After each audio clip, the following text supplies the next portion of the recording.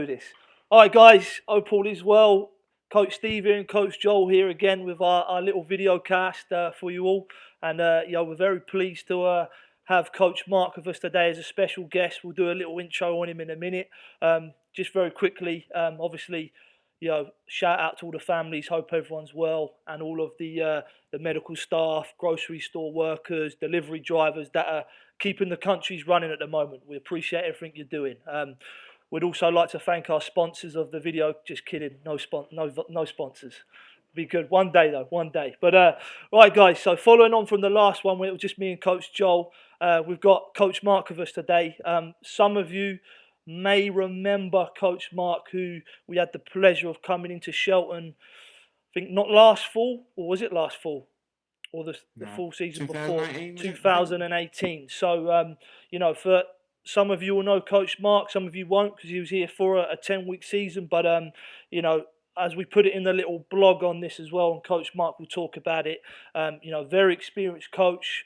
I know the teams he worked with, he had a great impact on, and being involved in the game quite a while. I'm not saying he's old, but he's been involved in the game a little bit longer than me and Coach Joel. So hopefully you will find this very insightful and enjoy listening to him talk. So let's do this. So, all right, Mark, how you doing anyway, mate? You good? Very well, thank you, mate. Fantastic. Yeah, well. And obviously, for those who don't know, Mark is back home in the UK with his family, where he lives and works right now. So this is, you're getting to hear a little bit of what goes on back in the UK at present time as well. So here's how we'll break this down, Mark. So I guess the first thing we'll do is just give us a little bit of a background on when you started playing, really, and kind of when you transitioned into the coaching game.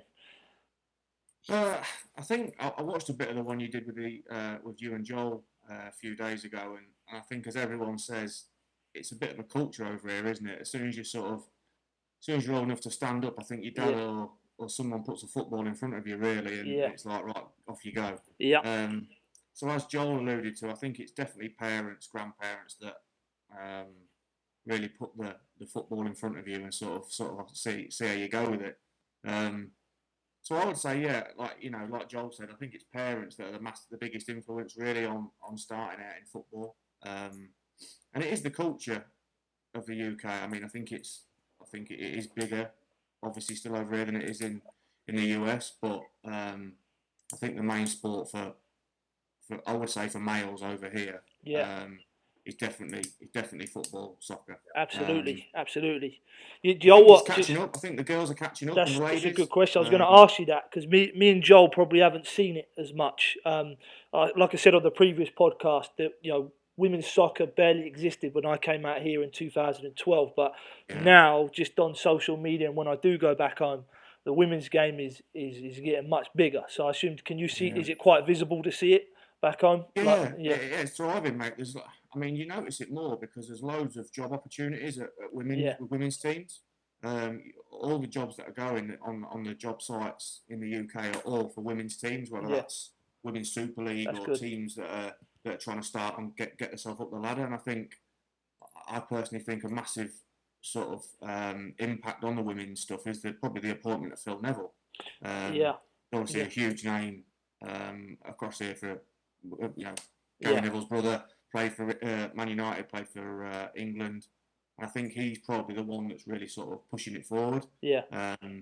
And they did really well in the World Cup. Yeah, he did. He's under a little bit of stick at the moment, though, right? He's under a little after the they just had the She Believes Cup, right? And I think that was a little bit of he's under a little bit of pressure. That didn't go so well, I don't think. No, it didn't. I think he'll be fine, though. I think he'll be good. I think it seems like all the players like him and respect what he's doing, but things take time, as we all know, with building organisations and how you want to do things. They take a few years sometimes. So there's a lot more funding going at it from the FA. I think they're really trying to push it, which is good, because it should be a level playing field, shouldn't it, along with the men's? Definitely. I know our plan on a future podcast is I think we're going to get Coach Amy on here, and we're going to do a female soccer related video cast, which is going to be good, because it definitely deserves its praise for its growth. But all right, happy days. Just a little side note on Phil Neville.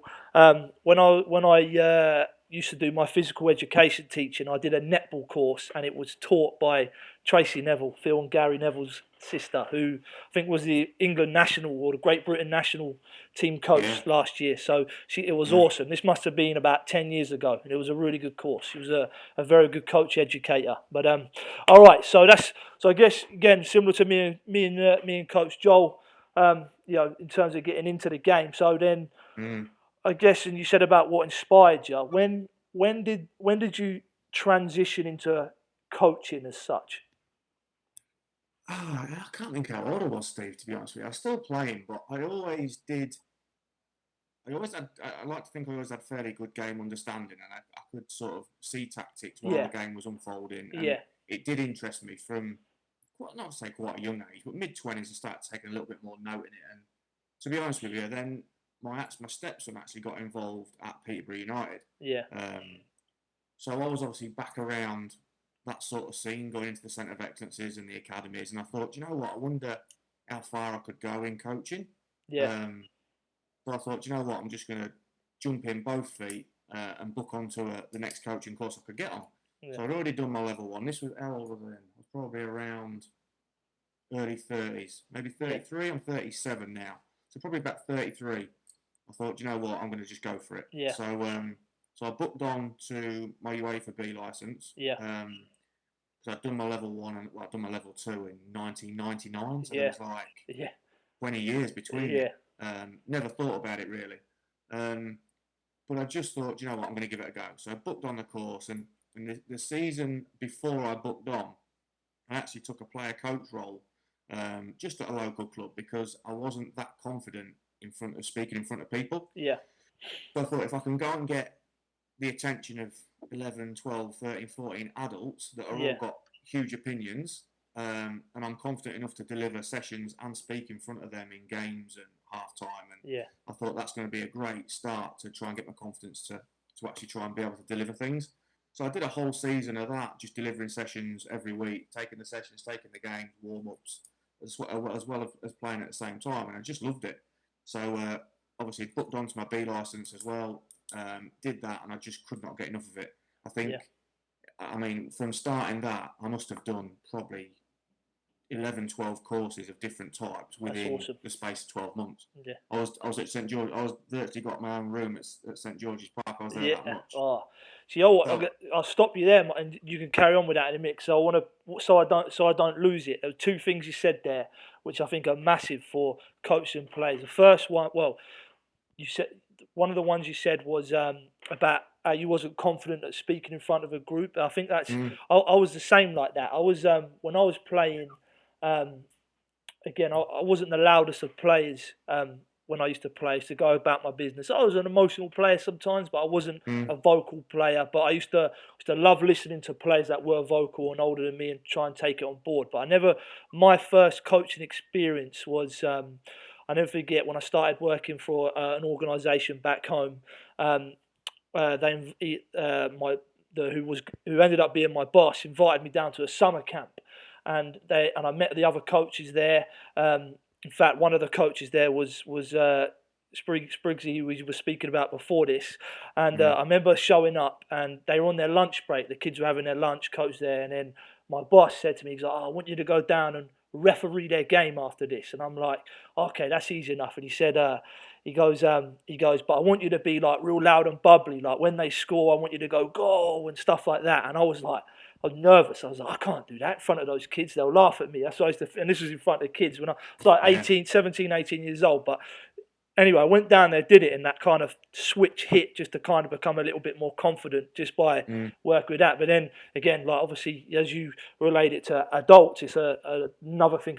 Probably even a little bit more, what's the term? A little bit more intimidating because obviously, they're older, and how do you get it across? I think that was a good thing for all. A lot of coaches having that confidence. I'm sure there's a lot of good coaches who maybe don't actually transition into the game because of that. And then the other one was diving in with 2 feet. I say that to a lot of coaches that come out here and come and work for us in Shelton. Our yes coaches especially, that the seasons are so quick and intense and fast. There's no time to really settle in and go through the motions. You have to dive in with 2 feet. Obviously, Yeah. respectful and go about it the right way, but like dive in with 2 feet and just embrace it. Otherwise, before you know it, the season's gone and you may have not got the most out of it you can. So I think that was 2 good points there anyway. But Yeah. anyway, continue, Mark. I just thought I wanted to touch on those points. No, Yeah, no, you're good, mate. yeah, So I just thought, I thought the only way I'm going to keep getting better is by just doing more courses yeah, because I'm gaining more knowledge. If you take one or two things away from a course, then it's worthwhile. But not only that, is the amount of connections and new sort of friendships and relationships you build is invaluable. yeah. And as we all know in the football industry, it's more about who you know than what you know sometimes. Um, Absolutely, absolutely. so I went from I did my UEFA B, I did futsal level 1, I did some FA position specific courses, um, psychology level 1, anything that I could get on I jumped on. Yeah, And some of the terms that's used all the time is about being outside your comfort zone. But yeah, until you actually spend a lot of time outside your comfort zone, you don't actually realise that that's the biggest time that you grow. And it is true. no, yeah, It's quite cliche, but it is yeah. true. No, You I need to be agree. put into awkward situations to be able to deal with them and come out of them. Yeah, And it's like we said about jumping in front of the men's team. I found that was going to be the biggest challenge quickly because if I can get men that have got their own opinion and have got football knowledge themselves to listen to me and take on board what I'm saying, then I should find it easier with children because yeah, they haven't got that opinion, they haven't got that knowledge. So yeah. that was the reason I went straight in with the men to try and sort of like say jump in at the deep end and give it a go. And luckily, sort of 3 or 4 years down the line, I managed to get quite a few more courses done and gain a lot more experience. So yeah, all good. So I guess you spoke highly about all the courses and qualifications you've done there. I don't know Mm, about you. I think there's a lot of coaches. You see it sometimes. You see coaches that dive on loads of courses. You see some coaches do the courses that they need to do to progress, and then I still think mm, there's a large portion of coaches as well that kind of feel they don't need to do the courses. And I definitely think there's.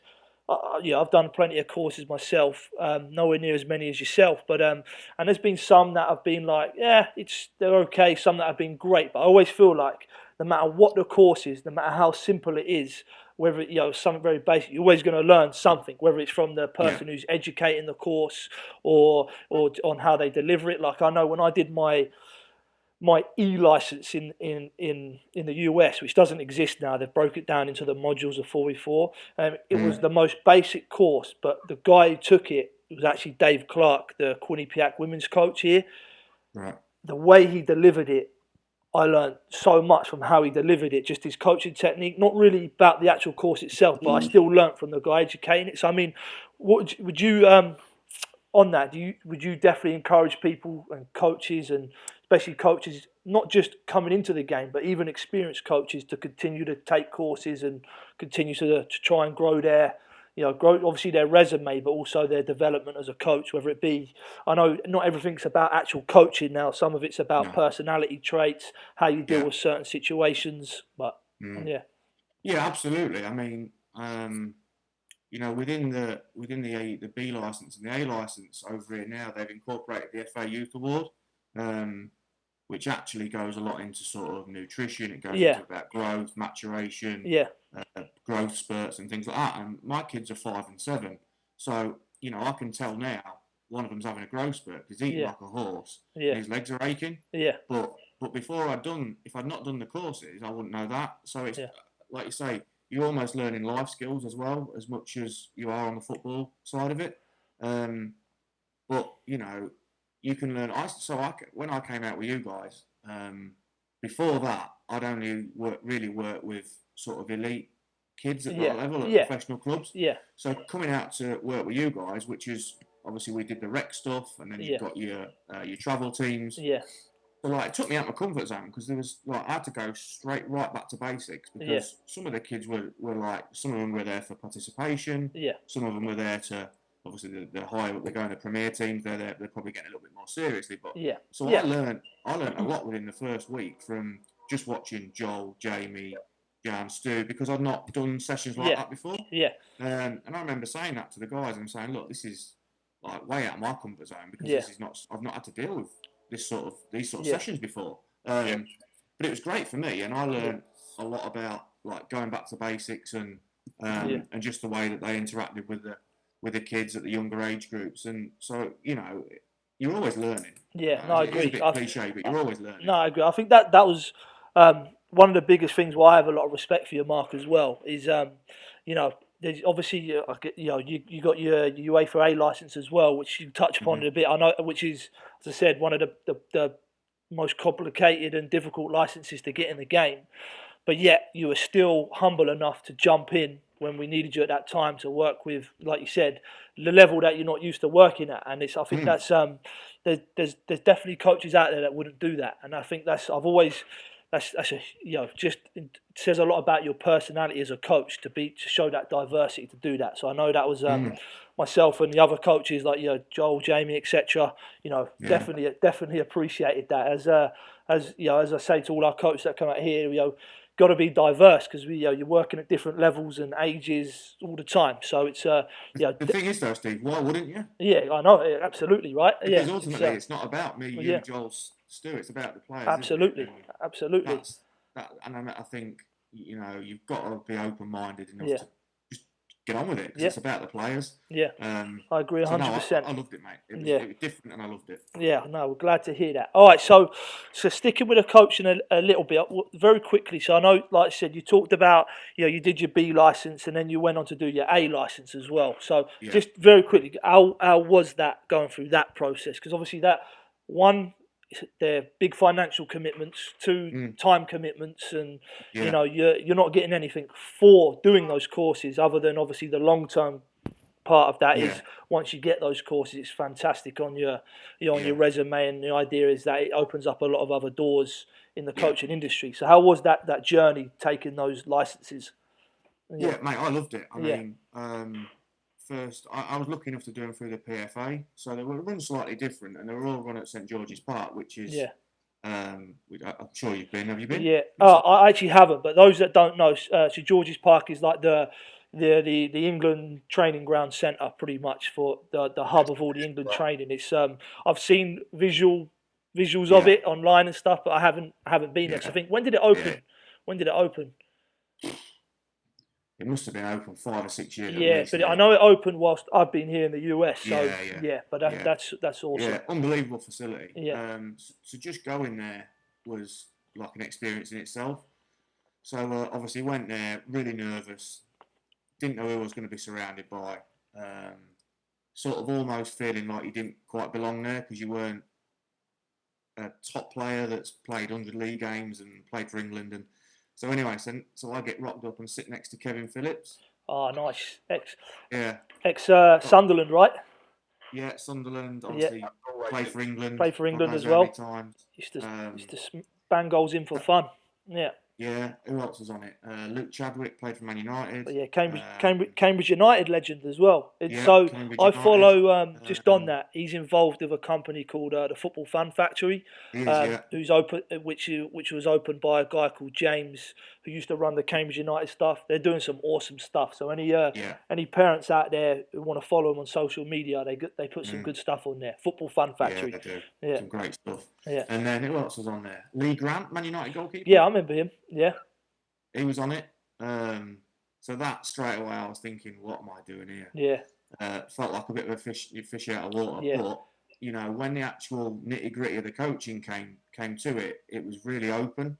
They were asking who you work for, who you coach for. At the time I was at Peterborough United, so obviously I was coaching regularly within the academy. And, they were asking me what I thought, and straight away settled me down. And I thought, well, do you know what? We're all actually on the same page here. We're all here to learn. There's no, I'm better than you, you're better than me. It was a real good learning environment. Yeah. And great guys. Absolutely loved it. I think we had 5 days, 5-week blocks, 5-day blocks. So it was run across 2 weeks. And then you had one visit, and then we had an assessment about 6 months later. Obviously I was coaching regularly at Peterborough at the time, so I was ticking all the boxes with my sessions and getting that all done off. And obviously the more you coach, the more the more you improve, and things become a little bit easier. So yes, I actually got that done in about 6 or 7 months. That's all. That's quality.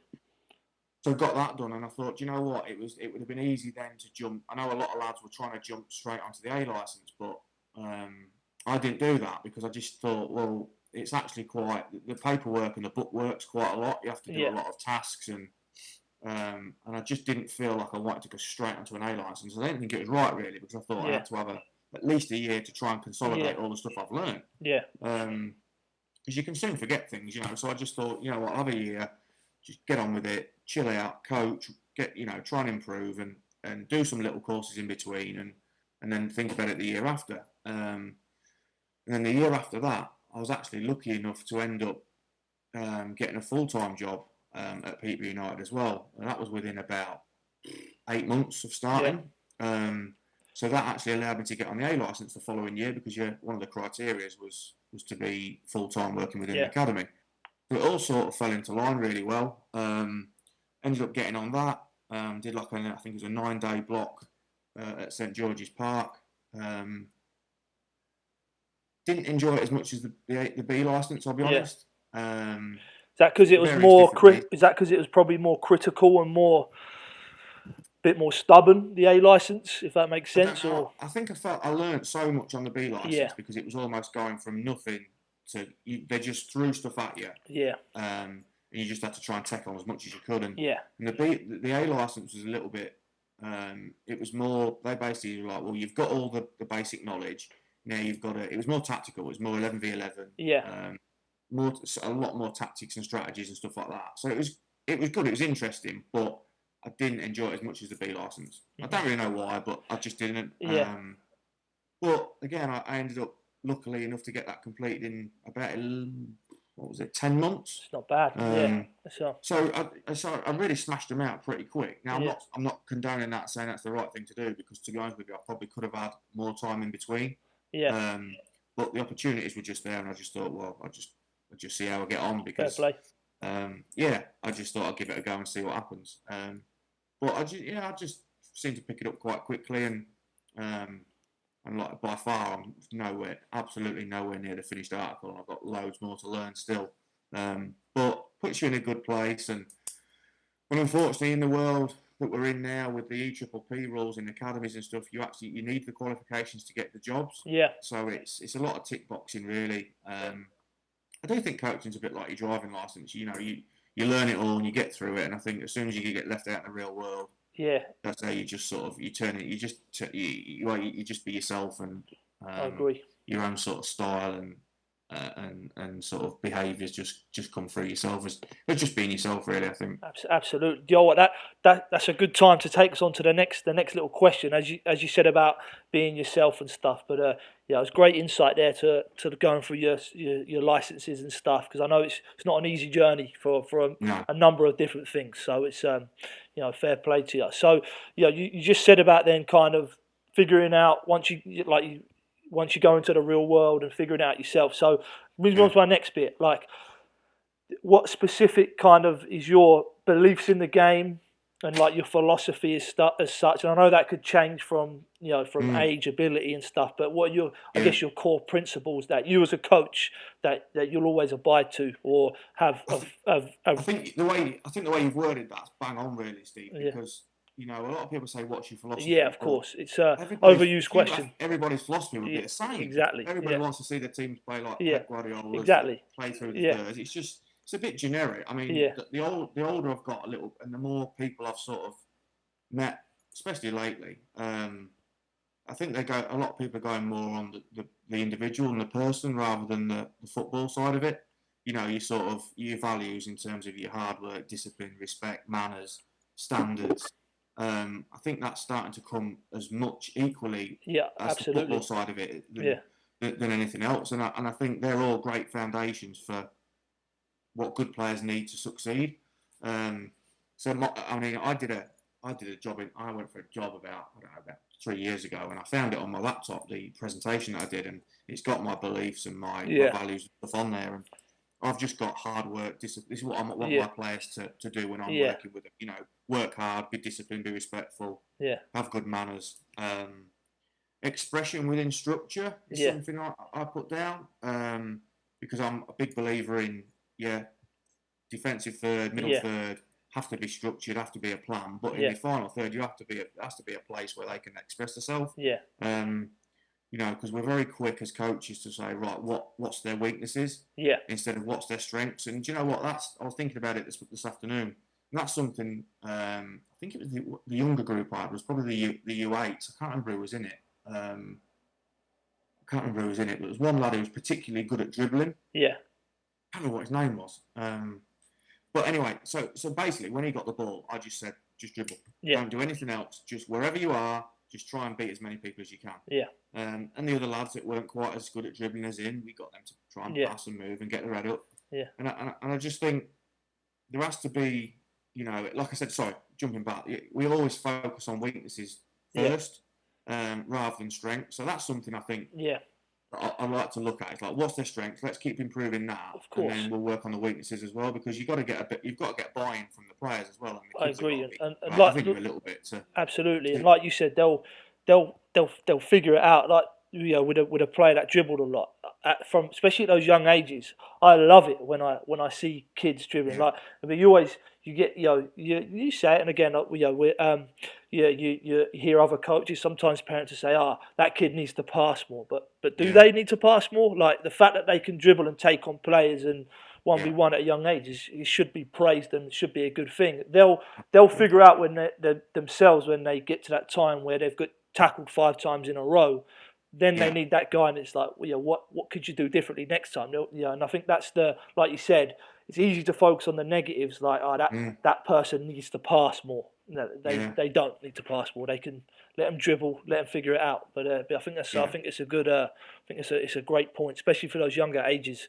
So as many touches as they can at younger ages is great. So so that's a big one for me. Allow them to express themselves at the right times. I like my players to be comfortable in possession. Some of it's generic. We would all say the same thing. Hard working, resilient. I think above all, I'd focus more on the person first now than I think the football becomes slightly secondary to start with. Especially, again, age appropriate, isn't it? I think it changes. I mean, I found that quite tough, really, Steve, to be fair, because obviously I was working straight in at Peterborough United when I was starting my qualification, so I had to follow all their values and their philosophies. And I had to play the way they wanted to play. So I found it quite tough, actually, to sort of figure out what my feelings were first. I'm still probably figuring it out a little bit. I think every coach is. I think every coach he can be very naive when they start. I know I was when I first came to the US. I was, you know, my full-time job was coaching physical education back home. I was then coaching part-time on the side and then playing on the side, as me and Coach Joel talked about in the last one. When I came out to the US, was the first time I'd probably started coaching as a head coach of teams, because back home in England everything was clinic based and lesson based, and I was all playing. I remember, like, in my head I was like big personality, loud, and I remember the first few games I had my team, and I was like, in my head I thought, right, I've got to commentate and tell them what to do the whole time. Like, I thought it was good. Like, I was like, right, yeah, do that, and I in my head I'm like, I'm encouraging them. But then, like, now it's like, you think, cool, was I really doing that? Obviously they need guidance and stuff, and it's now I'm that guy that sits down on my stool and sits quiet as much as I can, which I think definitely is finding that balance between the amount of guidance you give on the field. And I know every coach is different on that. Some like to be vocal, some like to be this. There's no right or wrong, but I know, like, definitely me commentating players through the whole game wasn't beneficial, even though parents might have liked it because it looks like I'm doing something. But in reality, it's probably actually not helping the players as much, because they become robots. But with that, you've kind of got to think, if you weren't there, how would they then perform? Yeah, exactly right. I think that's a good point, Joel. Yeah. When you all of a sudden aren't there, then, like, how are they going to play? Yeah. Absolutely. It's an interesting one. Like I said, the whole philosophy question, I've been asked it plenty of times, and it's you can't really give a straight answer of what it is. It's Do you know what, Steve? So there's a link on YouTube. It's called, if you type in Nike football, the last game. If you could type that in and watch that video, that clip, it's about Nike players versus clones. Yeah. Do you know what? I might have seen it. Yeah. If you've seen it, if I could say my philosophy, that is exactly my philosophy. Yeah. Okay. There you go. That's the closest thing I could say that's relatable, that it's easy to watch and visualise. Yeah. So that's how I feel about football. That would be close to my philosophy. Do you know what? I'm gonna put it. I'll put it on our Facebook page. That link. I'll find it. So, guys watching this, take note, and you can watch. But all right, awesome. All right.